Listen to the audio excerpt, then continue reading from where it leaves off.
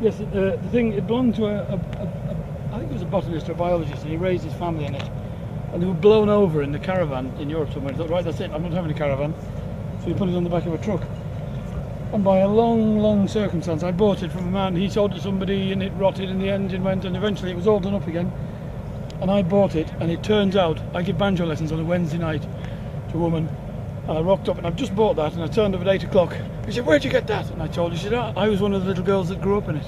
A daughter of the person all who... over the country, and he'd come back to 5 miles from where it started.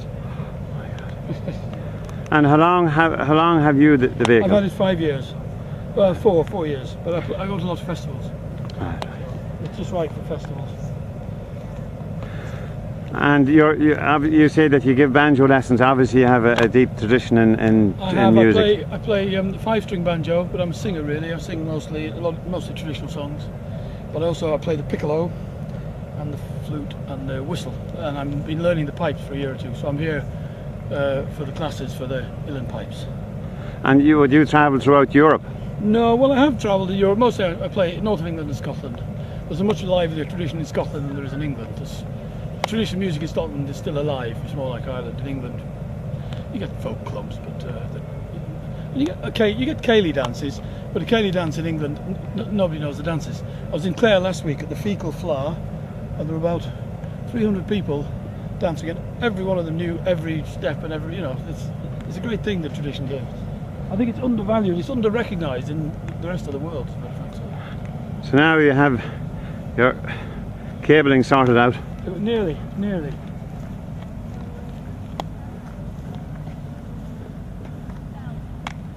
There we are. Anyway, come and have a look in if you want.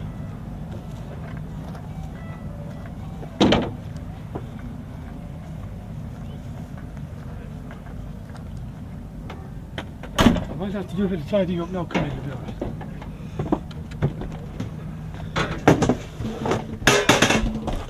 Oh, mind your head. I can offer you a cup of tea. Like a cup of tea? Or coffee? Oh, tea, thank you. Tea? Horic? Yeah, indeed. Excellent. I've just walked in from the town because the shuttle bus doesn't start till tomorrow. Ooh. And it's further than I thought, so I need a cup of tea. Oh, this is excellent. So you're looking forward to it anyway? I am. I landed in Belfast a week ago tonight. I played Kelly's Bar in Belfast, which was brilliant. And I've played every night since then. I don't think I missed out. 2 nights ago I was in Drumlish. Last night I was in Castle Pollard. And no, 3 nights ago was Drumlish. 2 nights ago Finney. Last night Castle Pollard. I'm going to have a break tonight. And are you hooking up with people in general, or I am. you know people that... I have a friend who lives in Ballynow, near Ballynow, Paddy O'Rourke. He's on the Cultus committee, I think. And he brought me out here last year.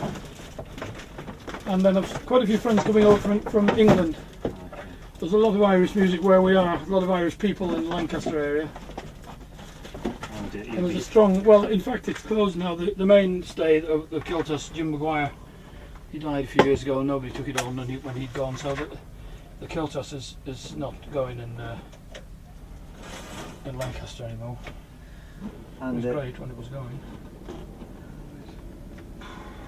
And when you have to do repairs on the bus or anything like that yourself? In 4 years I've had to put a new radiator in it, and I put a new tyre on it. Apart from that, it's done 150,000, which one of these it's only barely, literally. They'll do 1 million miles on these engines. They will, if they're well maintained, and luckily I keep it well maintained. You have to keep it right. So the only modification I've done is I put in solar panels. I noticed that, which runs all the electrics. It doesn't really run the fridge. You need mains power. That's why I've connected up. It's only for the fridge. In cool weather you don't even need that, but the milk lasts about a day otherwise. So. And I mean, how long? I mean, you're touring all the time in this? No, I'm a farmer in real life. Well, I've been a farmer. I've been looking after cows since 1976. And I'd always wanted to be a full-time musician. Because my dad was a farmer, I never really wanted to be a farmer. But I took on these cows when he retired. Right. And then about last year, I thought, no, I've had enough. I'm going to sell. So I sold all my cows and bought this bus, and I've been more or less touring whenever I can. So this is your home? No, I still live in the house at home. Ah, okay. Children are grown up. My wife is still there. My wife would be my music partner for 25 years, but unfortunately she has arthritis. She can't play anymore. It's a great shame. Otherwise she would be here.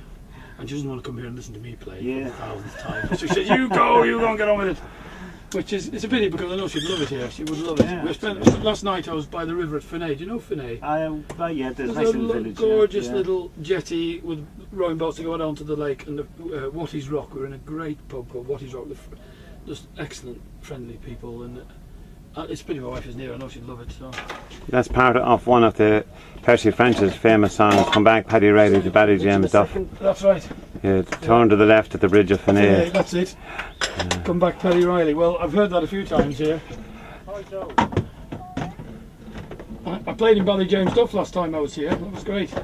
Yeah, they used to have I think still do a festival, and it's very, very popular. Paddy James Duff. Yeah, I've heard so. I like this. Oh, that's good. That's a proper. Oh, that's full of milk probably. Water. Yeah, that's it.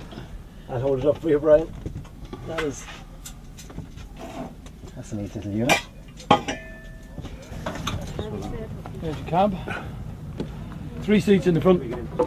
I play with a band, and there's 4 of us in the band, and we can sleep 4 people in the back, and our guitarist is very short, so we can make a bed up for him over the front seat, so we can get 5 people and a full PA. Carry full PA in that box in the back. So for a band to tour, it's saving you €400 a night in accommodation. So you'd have a mixing desk and power amplifier. Everything you need for, it's about 500 watt, which for our sort of stuff. So Oh, the photovoltaic cells, yeah. And that powers the leisure batteries.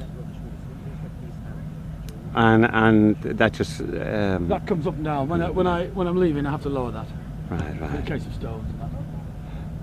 Oh, it's a Mercedes vehicle. It looks like an ex-army vehicle. It does. It's the colour, doesn't it? It looks a bit military. Yeah, but there you go. People tend to leave you alone. You park up in a lay-by, they leave you. They don't bother you. You know. I don't know who he is, but leave him alone. I was going to ask you about the parking facilities. How would you find them in different countries that you've travelled? Well, in Ireland, it's getting more difficult as the years go by because a lot of places where you used to be able to stop have been blocked off because the travellers taken over. So they put boulders and they keep you away from those roadside stops. Now, there's good campsites, but a vehicle this size, it's harder to find a stopping place. At least in West Ireland, Western Clare, and all around there, you find them, but you have to look for them. But I've never had a problem. You always find somewhere. And people are very friendly and hospitable. You know, I've never been shouted at. I've never been asked to move on. People are always welcoming. So I've had no problem.